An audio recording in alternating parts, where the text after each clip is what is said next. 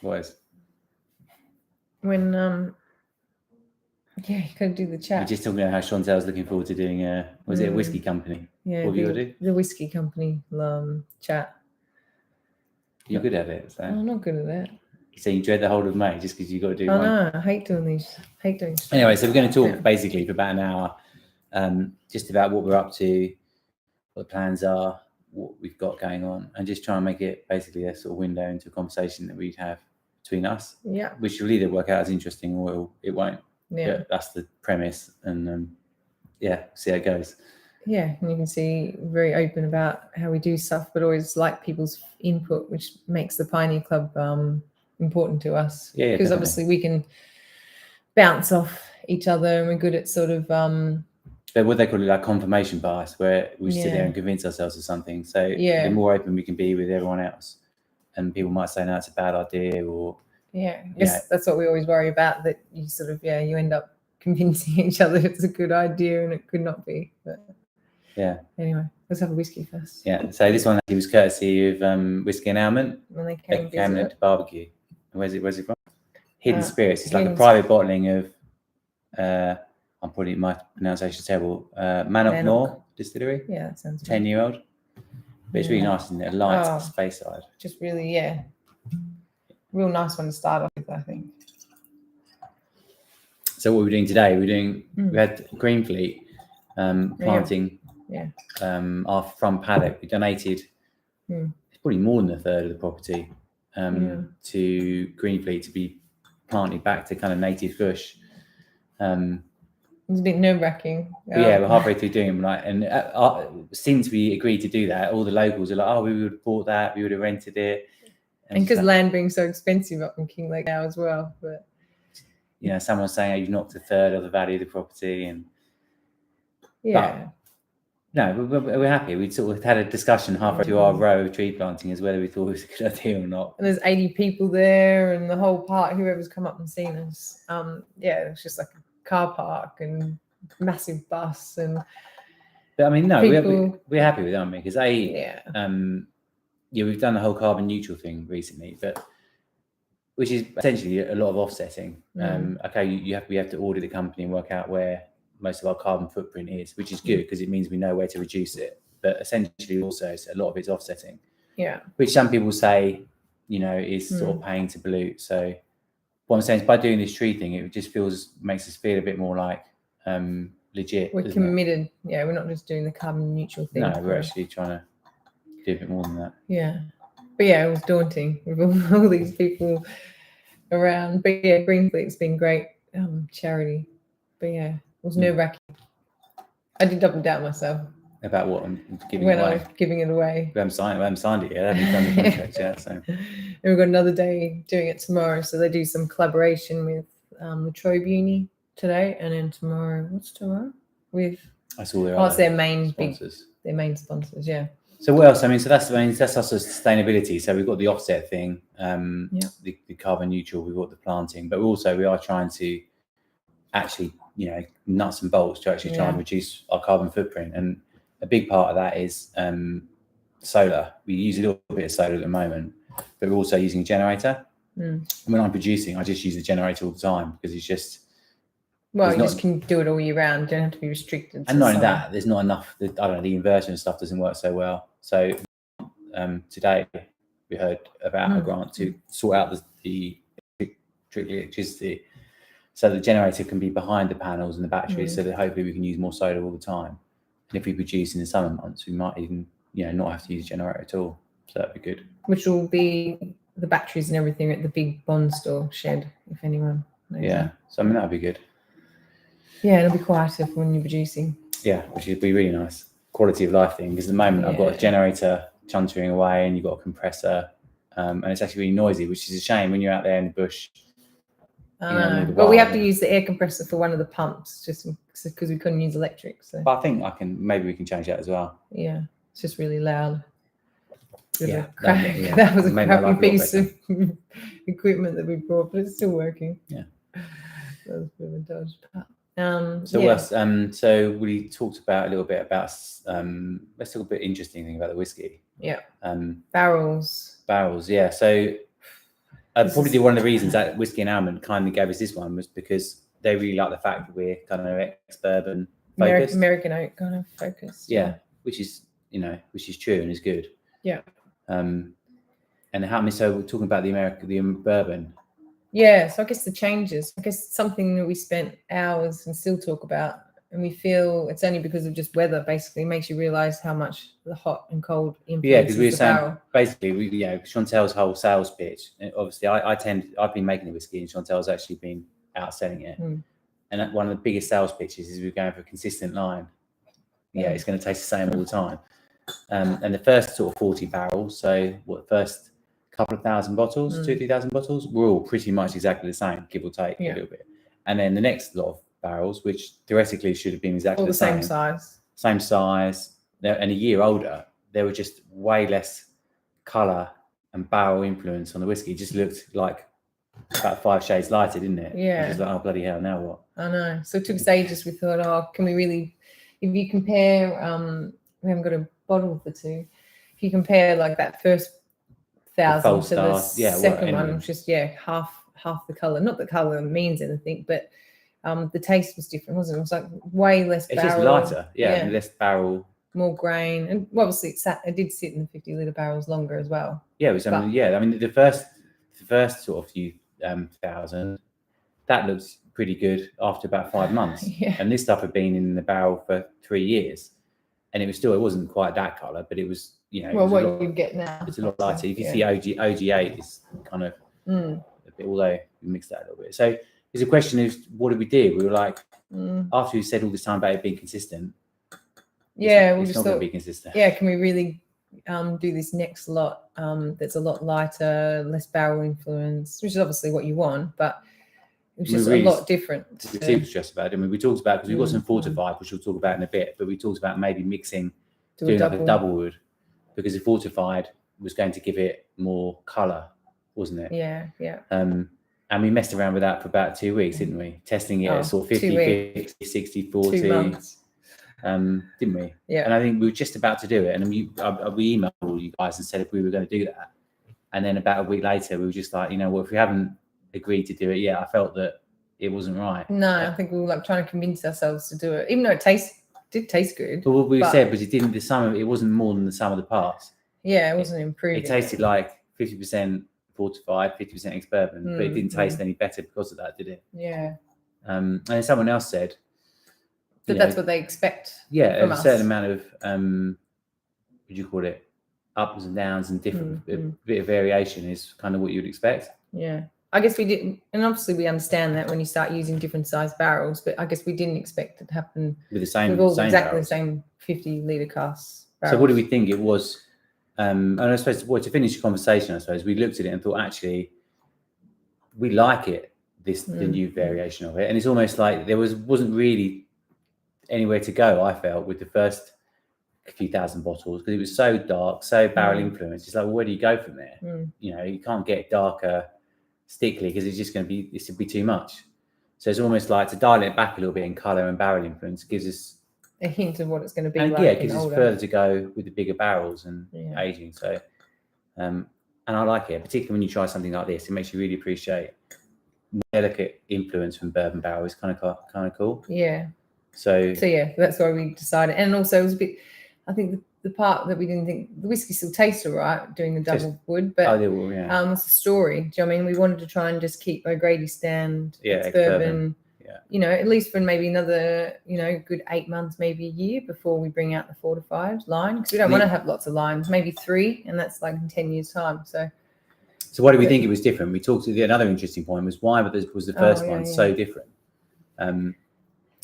We thought maybe it was what did we say? We thought it was a barrel. We thought it was the barrel. My initial reaction was the barrels aren't as good. The second lot of barrels aren't as good. Maybe they've been empty longer.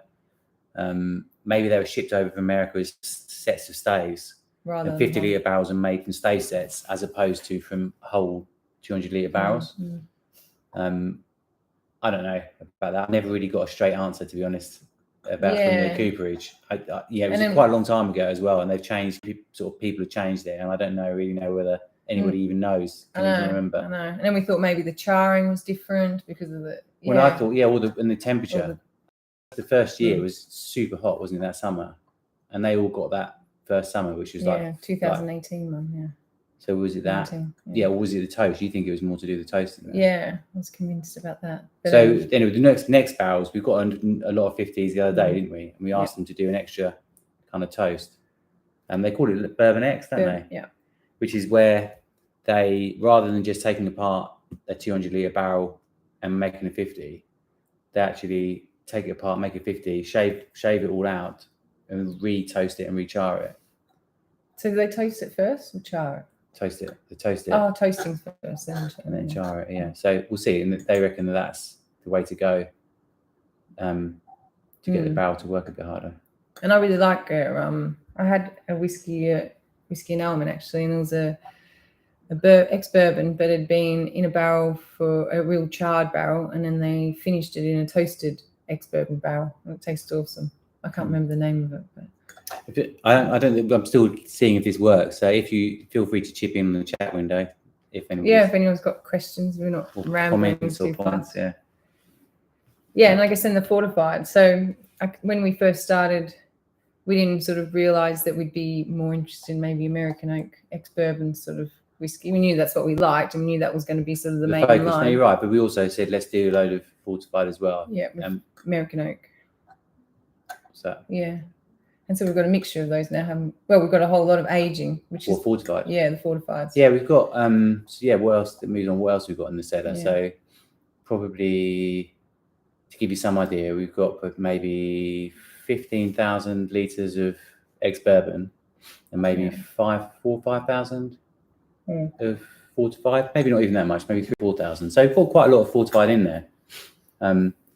But all hundreds and up, so 100-litre barrels and 200. It's interesting, and then we've got about 10 or 12 100-litre fortified, which they look like they're ready, but we kept trying it, and other people tried it and said it's all right, but we just sort of thought, it looks ready and it tastes sort of fortified, but it just didn't have much of a, not that we like this sort of lingo, but it didn't have much of a finish, did it? You swallow it and then that's it. The taste has stopped. So we hummed and hard. And what is it? Is it been there too long? Is it been there not long enough? And we sort of hummed and hard and come to the conclusion that it's not long. It hasn't been there long enough. Yeah. It's been there 3 years, and they're 100-litre barrels. So so it should be about right. Not even 3, maybe 2.5. My gut feeling is always just to leave those ones. I think French oak's a funny one. I'm not as comfortable with French oak. No, fortifieds. I think there's But you got to get it right. I like them, but I think it's more difficult. Definitely more. We feel it's more difficult to work with. I think American oak or ex-bourbon is more forgiving. It just, doesn't have. I feel like the wood's more consistent. I think with maybe French just didn't have much variation. Doesn't have such an effect, maybe. I don't know. Yeah. But anyway, but the 200's just tasting nice. That port one. What's that old port one? Yeah, so there's those. Those ones are all. I think they're Tawny they're hundreds. They're all Tawny and Apera, so they're Australian. Then we've got 3 big 220-litre port barrels that actually are Portuguese port, and they're actually really good. Yeah, funny already. enough, they actually taste better than the 100s. Yeah, I've always been a bit iffy about the 100s. I almost feel like with the fortified, it's good up to a point when there's not too much influence of the wood, and then it gets to a point when it's not so good for like a window in the middle, and then after that it gets good again. Yeah, and I mean, just discussing, sometimes I think that's where maybe the Australian distilleries maybe go a bit wrong, is they panic. They think, it's tasting good, and then suddenly you really get the barrel influence, and then it becomes real tannic and a bit. You just got to ride through that and wait till come out the other side, maybe. And we're no experts, but that's our theory. That's what we're hoping anyway. Yeah, I hope so, because it's 2,500 bottles of it. Yeah. I think it'll be good. Yeah, I think if in doubt, leave it in the barrel. Yeah. As long as you don't lose too much angel share. And then there's what was I going to say? What else we got? Rick, what about the red gum barrels? So hey Rick. So we did the red gum obviously release. What was it, last year? Yeah. And that was our first different barrel. Yeah. And that's cool. I mean, everyone was doing red gum after that, and now it wasn't anything not anything special, but we were happy with it. And I suppose we just went really easy on the red gum, didn't we? We just compared to the other ones we just aged it for 2 years in ex-bourbon first, and then actually filled the red gum barrel with beer for a little bit to take the edge off it. So I think there was a red gum influence on the whiskey, but it was subtle, wasn't it? Yeah, I was quite happy with it, and we've refilled it again since, haven't we? So so interesting to see what it's like second time around, and it's actually been quite a long time already, so I haven't even checked that. Should check it probably. Yeah, but maybe it will be different because it won't have so much. We think the first time it had a whole lot of beer stouts in it, and then we filled it. Where this time it's not going to have that. So I wonder. I know sometimes I think there's a little bit of stout influence in that first in the blood as well, don't you? Yeah, so it'll be interesting this time. Maybe it will be. Maybe we have to be a bit careful. It's not going to be too red gum. Yeah. Red gum's all right, but. And on that subject, actually, we've got a load of barrels from Europe. Going crazy. And now I've got them all. I think I'm not going to just do all these. I'll feed them in slowly, but we've got some Mulberry barrels, which interesting point. Somebody else is going to try one of those out with our whiskey. Cherry, chestnut, and vermouth. Which people say I know the vermouth will be horrible, but someone said they liked it. I had another bar guy say that he preferred it. It sounded interesting. I like the idea. It sounded interesting, but then someone's opinion who respects a lot said, no, it's going to be horrible because all like herbs and things in the vermouth. But I don't know. It's an oak barrel, which is, I don't know. I think it could be all right. Where the other ones, they look all pretty. These new like cherry tree. I think the mulberry would be cool. They look nice, but they don't smell as good on the inside. When you open them up, did they? Like normal. But I think they'll, Anyway, we'll see. We got a bit excited about having some. But I don't want to get known for just doing all these crazy woods. So I think we'll just use them like sparingly. Do one every year or something. Yeah, and they're 100 liters. Yeah, but we can. So they'll take a while. So. You even cut them down a bit, like to fit. Might even, although we've made them as hundreds, maybe 200 bottles of that is too much. Maybe even reducing to 50s. Yeah. I don't know. So that's in terms of. Maybe we'll have lots more followers and they'll get snapped up. Yeah, depends how good it is. Yeah. So that's the interesting wood, Rick. Yeah. And then what about other releases this year? Well, then there's that we one there was one port barrel that was a 30-year-old. I don't think where it's from. It's a really old port barrel. Like that, the Coopers have one of these things left, and I had to get in really quick and got it. And it was already expensive, but then I paid for them to reduce it down to a 100-litre barrel. And he's like, "Are you sure you want to cut this up? Because it's like really so good." But I mean, that's just we did, and it's 100. And I think the whiskey in there spent a year and a half in ex-bourbon, and then now it's spent a year in this port barrel, and it's amazing. So I think that might be our first fortified release. Yeah. Maybe later in the year. Yeah. And I'm super happy. I reckon that's going to be. This is the perfect one to introduce our fortified because I know that one's good. Yeah, and then we've got a couple of really kind of high grade, true sherry barrels, which will be quite good as well. So we've got enough to probably do a line. Oh, we've definitely we'll got probably enough, just call it a. Like I said, not yet. We still do a few specials and just and leave the bulk of the fortified. Just leave that another year, I reckon. Yeah, and I guess the reason why we don't want to have too many lines, one, I find it confusing when I go onto a whiskey website and you go, great, cool, I'm going to get, I don't know, whatever, lime, but something, and then there's too many and you end up losing interest because you just lose what you kind of want. So I guess we're trying to avoid that kind of customer confusion. Yeah, definitely. And also, we just want to build a brand on this one product. Obviously we keep the recipe always the same, so it'll be the barrel, but we're hoping that the more we sort of build the brand, the more people know about it. When we do bring out like the fortified line, probably people will be keen to see, what does our whiskey taste like out of a cherry barrel, port, or whatever it is.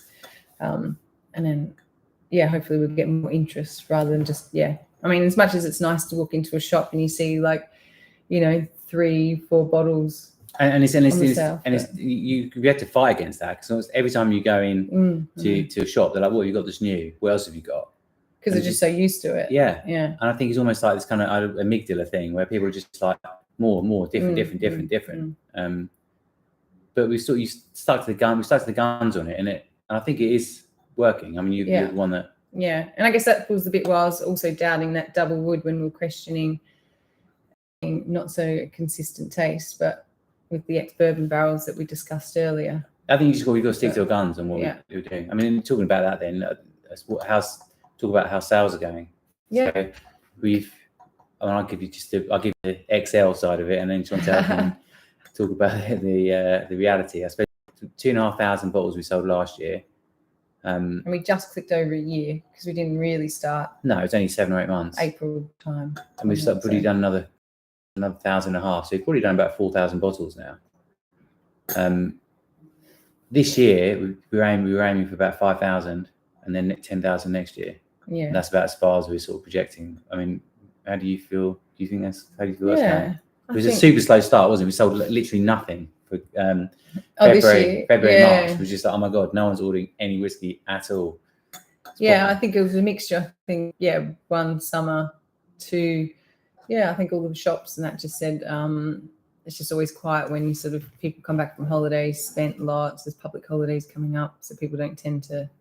I suppose you weren't selling that time last year, so we didn't really know what to expect. Yeah, how it goes, and also maybe we're not on premise like in bars and restaurants that much because obviously last year they weren't really existing. So we're in lots of independent shops and a few of the bars and restaurants, but maybe it might be different.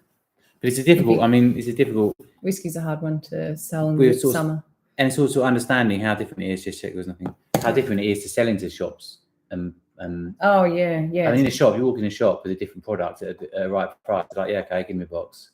Whereas a bar, you got to, and then like there's a box of 6 done, and then you go into like a bar or a restaurant, and it's kind of like you got to fall in love with each other. You got to spend time. You got to go then to all the staff, and then they might take 1 or 2 bottles. So, but then if they like you, then those 1 or 2 bottles get used a lot quicker than selling them in a bottle shop. Yeah, I still don't feel we have really got to the nitty-gritty of that yet, though, do you or not? No. I think the bars that have taken us are really keen because obviously we're local, but we're in all over Australia. They're keen into new products, but I guess it's finding the one. Yeah, it is harder. I think we talked about trying to get it. I mean, one of the main reasons we priced the way we priced was so that we can get more of the public. It's in their kind of price bracket. But a lot of it was so that bars, well, no, just people in the shops. Yeah. It's $100. More people are going to buy $100 bottle of whiskey than they are 140, 150. Yeah. But also bars, we priced it the way we did so that bars can actually have it on pour. But I don't really know whether we've achieved that. Yeah, well, because they said when I called around the bars, they said try and keep it between that 14 to 20. And that was Baxter Inn and Shady Pines. They gave me all that, like a dram. And then, so most people pour us at about 14. So we fit in the bracket. Yeah. It's just the ones that are, there's bars that just find 14 too expensive when they can get, Starwood twofold, even though it's not full single malt. They just pour that because it's cheaper. That's probably the biggest thing I find. It's finding bars that are willing to use us as a, as a pour. And a point of difference that they'll use like a handmade local distillery as their first pour when someone comes in like, oh, cool, I want to try some Australian single malt. And that's kind of like where we wanted to be. And that's why we want to be in that bracket. Because they can't turn around. They used to say to me all the time, people would come and say, I'm really excited about Australian single malt. Can I try some? And all they had really was a choice of Starwood or $50 for a dram or whatever they want to pour it. So, they just said, if you can be in that, then instead of them using Starwood, they could pay like a couple dollars more or, $4 more, and then we can be used. Because I saw Starwood out the other night, that there was a launch that a bar was using our product. And basically the lineup was Starwood, Nova, the Gospel, Rye Whiskey, and then us. And so they were to $10 and ours was $14. So... You're still good that we're in that kind of but just got to get out there. I think it just takes time. But do you think we can do? Do you think we'll do 4,500 this year? Yeah. Yes. We sent loads to Canada, which was quite interesting, didn't we? There's a guy called Mick McGregor who I think he's got some connection with Kinglake, but he very kindly sort of organised the channel to get it into Canada, which is notoriously difficult because I think some of the states, and I think the one that he's in, the government has to buy the whiskey, and then the government you buy it back from the government or something. So that's super tricky. So we sent a couple hundred bottles over there.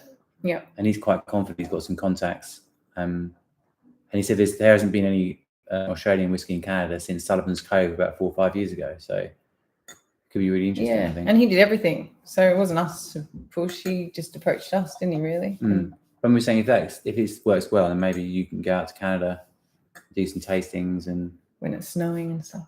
Snowboarding, but I mean that could be quite exciting. Yeah, and I guess export wise, if we're talking about that, not really that bothered about being in so many countries, but maybe the UK. Yeah, obviously the UK is easy. Yeah, because obviously I've we've got contacts there, got a house there, we go back there quite a lot. And then whatever happens if someone approaches. I think that's it. I think just stick to two. And someone came actually, didn't they? Come to the distillery. And said they wanted to send those to China. Have a pallet, which I'm not big on sending it to China. I don't know why, but it was a bit like okay. But then he came and bought 6 boxes straight off. And I was like, okay, maybe he does mean business. And then we haven't heard from him again. And then he was talking about I need a pallet for the end of the month and stuff. So we were like getting really excited. Okay, do we do this? Don't we? Are you selling your soul, selling it to China? Yeah, but we sort of said, well, maybe we'll almost run it as a separate sort of side of the business. We won't rely on it, but we might, if we can make more, why not? Why not? Yeah. But then we never heard from him again, so it's not that problem. But I think that I did speak to someone, Josh Walker from Timboon, and they sort of, because where they are, they get like more, they get lots of tourists sort of going through Timboon, and he said that from what he's heard, that a lot of China people aren't buying lots because of they're nervous that the tax is going to go on spirits because there's a tariff on wine and stuff, or whatever it is. But, I mean, whatever. I mean, that was never our model to go. No, but I mean, you shouldn't be. If they want to drink it, we don't really mind. Someone was saying to Vietnam's a good place to export to. But I think it's really a case of if someone like Mick in Canada, if someone comes along and wants to sort of make the run, kind of do it all. Then But other than that, I think we'll work it out. I think we've got sort of legs in UK or even overseas. Sort of where we are, Kinglake, the bush, our own water. I think we've got lots of Aussie kind of. I think it's different. We were saying the export is maybe slightly different. Also, do you ship overseas from the online store, Jace? Hey, Jace. Right. No, at the moment because it's just it's too tricky. Yeah, the tax, wasn't it? What is it? It's just getting it out there. Yeah. Like big countries don't like letting alcohol in, do they? It was like $155 or something to send it, and even sometimes it didn't even get there. Yeah. I mean, just between us, we sent a couple of bottles of olive oil and stuff. I know, because that's what we were told from other distillers. They said if you don't sell lots, then put it down. I think it's difficult. I think so. The UK and Canada, what we'll do is ship a pallet load over, pay all the excise, get it over there and paid, sitting in a shed in my dad's shed or something, and then we'll just start again almost as a separate business from over there. It's really fiddly sending it abroad, isn't it? I know. Hopefully it'll make it a bit easier in time. But it's not the Australian government being the problem. It's actually the other countries, which you'd assume that it's Australia. But it's just getting in. Even the UK, you think it's more relaxed. And it's tricky to get in. Yeah. But it's also different. We were talking the other day, weren't we? It's a different sort of proposition over there. Here, $100 a bottle is quite cheap. And then we can be like we're aiming to be the kind of go-to handmade Australian whiskey in Australia.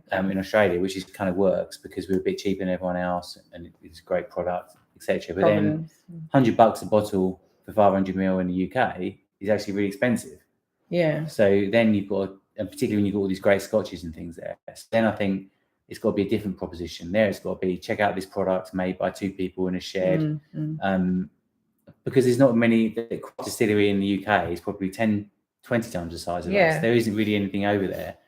that's as small as we are. So then I think you go over there with it as like a real super premium product, just because it's so small, quirkily handmade. Yeah, because I don't know if you guys know, but when I was looking around from what they class micro distilleries, it's like 100,000 litres a year is what they class a micro. That's probably... Yeah, we're doing 10. We do 10. Yeah. There is no such thing as micro. With next one. Yeah. So I would go that more, real small style kind of whiskey if we did when we do export. Yeah, see, I mean, because I mean, talking about, I mean, I suppose our default production is about 10,000 litres a year, basically, and that's 20,000 bottles. Well, I reckon we can do 10,000 bottles here a year. Domestic, but 20,000, I think, is a little bit of a push, maybe. So I think eventually we're going to have to, you'd be looking to do maybe 10,000 bottles a year here, 10,000 abroad. The site could easily go up to probably 50 if we had more staff, but we're not really I think we probably would want to cap it about 30, because sometimes if you make too much, then you're entering into the... Depends on where it go, how far. Different, Anyway. So this one is, what's this? This is our friend Robbie Tucknott, who's a #1 pioneer, actually. Who does... independent kind of bottlings. Yeah, but he does the barrels as well. So he's also barrel brokers. Brokers, that's it. So it's aged, it's a single cask, 4 years. From Cora. From Cora Distiller, a pairer. But awesome. Really nice, actually. 55. Yeah. Really, really good. Hope everyone else is having a whiskey. What is it? Thursday nights. That's okay. Yeah. So what else? I mean, what's the plans? I suppose production. I'm just about to start producing again. I haven't made any whiskey for must be almost 6 months now. Lazy. We made as much as we could with the money that we had, and then we're just basically waiting for sales to get to the point that they sort of supported us, and also gave a bit extra to produce as well. So so we'll get stuck into that again. I guess people don't realize how much we probably spend most of our time talking about building the brand, making sure we've got the right voice. Are we being who we are? We spend a lot of time on that. So even though Sam hasn't produced, most of that is sort of on sale. Every day, of course, it's sales, but it's just making sure we're doing everything that's what feels right, and then just always being clear and honest, isn't it? I think when we make decisions about things, we make big, we talk about a lot. We put lots of care into it. I mean, it's like there's that double wood. It just didn't sit true with the brand, did it? So rather than just rushing and thinking quick, we've got to get it out there. It's better to. But it's also, I was going to say, supporting Chantal. So most people will have a distributor. So I mean, for people that don't know how it works, I suppose we would make the whiskey. Then you'd have a distributor who'd pay maybe 25%, who'd go out to all the shops and bars and all their contacts and say, hey, buy this whiskey, it's great. And they want about 25% for that. And then also sometimes underneath that, that'd be like a wholesaler. So once the distributor's made a relationship with the shop will ring the wholesaler, who will charge 10%, and then they take the whiskey to the shop. So, I mean, you're talking... And we just said, we tried a few distributors, didn't we? But we kind of got let down a little bit, and just felt a bit like car salesmen, really. Yeah. I'm like, are we going to invest our whole, we sold everything for this business? Are we going to sell everything and put it all onto this person who just wasn't very convincing? No, I wasn't convincing. And we tried we spoke to a few, didn't we? Yep. And then we just sort of said, well, hang on a minute, if it was going to theoretically cost us 25-30%, to use a distributor, could Chantal sell it cheaper, sell it easier, even if she sold it 30% cheaper? It's still the person that made it.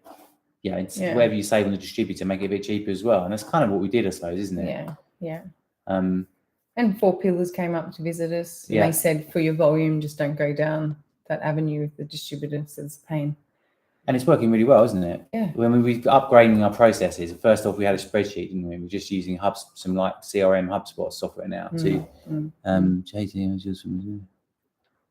Oh, hey, Jules. They're the journeyman casks. They're not. They haven't done too much yet, have they? No.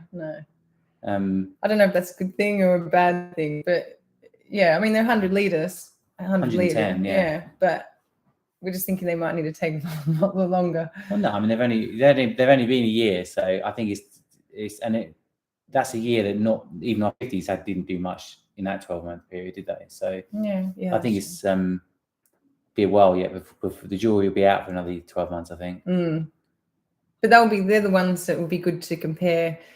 For the ones that don't know, we've got some barrels outside the shed, inside the shed, just to sort of get a feel for obviously what we went through with the 50-litre barrels. Like, was it just temperature that was the biggest deal? So the Journeyman, I think, Jules, would be a good one for us to measure, because they've all been filled roughly about the same time, haven't they?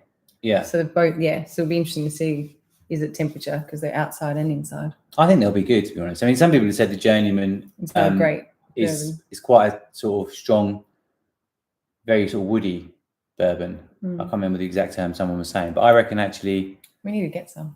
Yeah, we should. But from what people are saying, I think maybe that might not work so well with their bourbon, but I think it could actually work really well with as a second fill. I hope so, because we've got lots of them. Yeah. No, but I mean, whatever. If it turns out that we don't like the way it's going, we'll take it out and we'll put it in something else. But I mean, I think they're going to be really good. They smell amazing. Of all the barrels that I've had, those are the ones I've got the most ex-bourbon barrels. They're the ones that I got the most excited about filling because they just smell amazing. Yeah, they were good. They did smell good. But how much that's an indication, I don't know. Maybe not. But no, they'll be good. Yeah. And they'll be good. I know they will. Yeah. Some of those are rye, aren't they? I think most of them are ex-bourbon, but there's some Journeyman rye, about 5 or 6. Those should be quite interesting as well. Yeah, I'm not as optimistic about the rye. I think we had one the other day. Where was it? It was Elysian. Yeah, Elysian. Yeah, I wasn't as convinced about that. But anyway, some other people might like it. We don't have too many of those, so maybe that could be more of a smaller release in time. To like Pioneer and stuff. So what else? I mean, is there anything else? We won't just rattle on for the sake of it. No. What else is going to go on? What else do we normally chat about? I suppose we talked a little bit about the future, didn't we? What is the kind of? I mean, we won't go into this too much because we don't really know what the answer is. But what's the end goal? You know, now I suppose first off it was build the distillery. Then it was we've got to make 10,000 liters. Then it was like we've got to make sales, and we kind of we're not there yet, but we're making the whiskey. The distillery's working. Chantal's selling it. It's working. People say it tastes good. So that's working. So it's like, okay, well, so now what? Do we get bigger? Do we not? Do we employ people? Don't we? What do we? Yeah. What is the end goal? And we haven't got an answer for it yet, have we? No. But yeah, would we sell if someone offered us the money? Would we not? Not that we're. Yeah, and I think everything we've done is to build it for something we keep forever. Yeah, but even that has to we were talking about building a house. Okay, if that's the case, then should we build a house on the property? It's just like, well, yeah, then we really are committed because we can't sell the business without the house or the house without the business. So, I think we probably will end up building there and keeping, but it's just. So then, do we go a bit bigger? I personally think up it to maybe 30,000. At the moment we're in 10. Up it to 30 because you could still do that and have someone help do that. I think not employing staff for us is a big thing because it's so. If you're not employing anybody, it's so simple. Yeah, as Jules will know. Yeah. What's that? If you want to be in supermarket bottle shops, if not, why not? That's a good question. So yeah, that's a really important point. I think. I mean. I think we could get in Dan Murphy's now, for example, but the problem is, as soon as you do that, you alienate all the other independents. Yeah, they're just going to automatically. What's interesting for them is not interesting anymore because they're like, oh, you can get that in Dan's. But I think the main thing is, if you're getting great, you might be into Dan's, but if no one knows you, you've got no brand awareness, then you're just going to sit on the shelf. People aren't going to, go in there and. You might get the odd person Googling, but I think you've got to get to a point before you get into Dan Murphy's, people have to know who you are. They've almost got to be going to Dan Murphy's to buy your whiskey. Yeah. Then it's okay. Yeah. I mean, you look at 4 Pillars, they've been around for 10 plus years. Yes, they're in Dan Murphy's, but they didn't jump in there straight away, I don't think. I think they had to build so everyone knew about them. Then, when you go in there, you say, oh, okay, cool. What gin? Oh, 4 Pillars. And I think it was almost like, I think it's like a osmosis relationship, because I think after a while, once people know our whiskey really well, hopefully, then it's going to be less interesting for the independents because everyone's going to know about it. So then hopefully they'll start to lose a bit of interest in us anyway.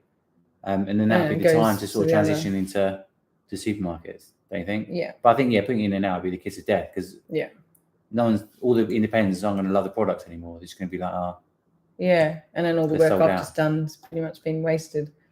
So I think that definitely, if we went down there, it's not for, I reckon, another 4 or 5 years, I think. Yeah, maybe. So you've got to be solid. You've got to be solid brand. Like, you know, it's fine the people we're talking to and the people in the whiskey industry will know us, but, you know, not the whole population. Yeah, because it's such a it's almost a completely different business model then, isn't it? Yeah. Because then you haven't got, then basically you just ship like a pallet to Dan Murphy's once a pallet to Dan Murphy's, and that's it. Then your job's kind of redundant, isn't it? Yeah. Oh, that'd be right, actually. But but yeah, no, not too. Oh, do you want to read that? Can everyone see Jill it? said, yeah, sounds like, I don't know, yeah, I think so. Sounds like you want to be in contact with as many customers as you can. I reckon you need a cellar door experience that you can run every day or close to. Yeah. Yeah, we have. That's an interesting point as well. Like, hospitality is probably the thing we've discussed the most. Since we started, because I mean, Kinglake is on everyone's tourist radar. And it's getting more and more so, isn't it, all the time? Yeah, and big infrastructure setting up in Kinglake, like a big village part where people have got something to look at apart from just going for bushwalks and stuff. So we've always said all along, you could have a real a cellar door experience. They could do really well, but it's just I'm sort of focused on producing. She does focus on selling. Do we want to lose our weekends? Is probably the biggest thing, isn't it? And I think the conclusion is we didn't. We weren't prepared to do that. But that's not to say we can't have someone else do it. No. You know? I mean, where we're doing the reforesting of the property, we have already got a permission with the council to put a tasting room amongst the trees. So there is there is that option to make that a tasting room. So they don't really see the distillery, but there's like that kind of. The reason we did that was, I suppose, so you could have it like loads of barrels in there, make it really good experience, real nice. But then we don't have to open the whole distillery site. And to be honest, it's not that visually. Well, it is nice, but we just thought that would be easier than to get employee staff if you just had that one tasting room. Cellar door kind of tasting cellar door, and make it really nice, and trees, and then I think green. Get a really good experience with staff, get them really motivated, and really keen to talk and chat, and then green, and then there's going to be a little pathway where people can walk and have a look at the different plants, and then Green Fleet, the charity that helped plant, was going to do a bit of a kind of a combo with this, weren't they? Yeah. And talk about why they planted stuff and all that, if people are interested. And is that making different? Yeah. But then you say it like that, it makes you think, well, what's the relevance to the whiskey? But it's just. Well, I think the relevance is the whiskey tastes the way it tastes because of where it's there. Yeah. But we have to be careful to make sure. We have to make sure. Oh yeah. It's but yeah, hospitality. Interesting if you'd say that, Jules, because it's constantly a discussion. Losing money. Are we being silly? Sort of. Are we being lazy by not digging our heels in and saying we're not going to open every weekend? Yeah, I mean we do once a month, but I know we could probably generate more money if we're open. But yeah, it is a constant. But it's not even the money. It's more like what Jules said. If it's actually a case of that, if that's going to really help get the word out more. It's more important almost, not that we don't need to sell whiskey, but in terms of how much whiskey we're going to sell there as opposed to how much you can sell on the road, I think you're better on the road. But if actually it's building brand awareness, hearing it, then maybe we do it more. Anyone want a job?